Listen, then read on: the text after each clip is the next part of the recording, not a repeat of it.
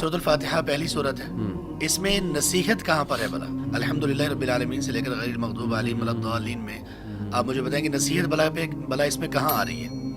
اللہ تعالیٰ کی تعریف، یعنی شروع میں 3 آیات اللہ کی صفات ہیں صحیح، اور سب کی الگ الگ ڈائمینشنز ہیں۔ صحیح، آپ کو جب رب العالمین کہہ دیا نا کہ آپ جس کے لیے دین کی طرف آئے وہ رب العالمین ہے، یہ اللہ کا وہ وصف اور یہ اللہ کی وہ ایٹریبیوٹ ہے جو آپ کو دنیا اور ما فیہا سے بے نیاز کر دے گی۔ سبحان اللہ، پیدا آپ کو جس نے کیا، اس نے کہا کہ میں ہوں نا، اس نے کہا، یعنی کہنے کا مفہوم یہ ہے، اس نے کہا کہ میں رزاق ہوں، ان اللہ هو الرزاق۔ جی، اس نے کہا وما من دابۃ فی الارض الا علی اللہ رزقها۔ اس نے کہا کہ تم مجھے پکارو، اللہ، میں تمہاری پکار کو قبول کروں گا۔ صحیح، اس نے کہا کہ تمہارے پورے رزق کا بندوبست کر دیا ہے، زندگی اور سب چیزیں، اور اس طرح سے بندوبست کیا ہے کہ الرحمن الرحیم، بہت زیادہ اس میں مہربانی ہے اس رب کی۔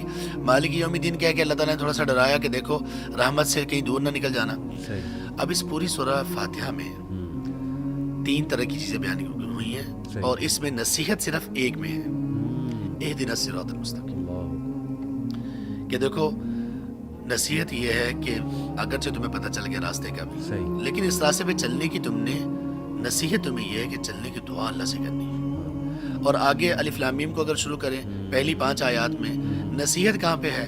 نصیحت یہاں پہ ہے اولئک علی ھدی من ربہم واولئک هم المفلحون، بھائی تم کامیاب ہو۔ پہلے سارے احکام ہیں، جی ہاں، جی ہاں، تو ہم نے احکام تعلیم تو سیکھنی ہے، اور نصیحت کو ہم نے ساتھ ساتھ نصیحت ہوتی رہے گی ہمیں۔ اللہ تبارک و تعالیٰ احکام بیان کرتے ہیں، حلال حلال حلال حرام، ان اللہ بصیر بما یعملون واللہ بصیر بما یعملون، اللہ خوب دیکھنے والے جو تم کرتے ہو، یہ نصیحت ہے۔ زبردست، آیات کے آخر میں اللہ تبارک و تعالیٰ کے جو اسماء ہیں وہ نصیحت ہے، اور پہلے احکامات ہوتے ہیں۔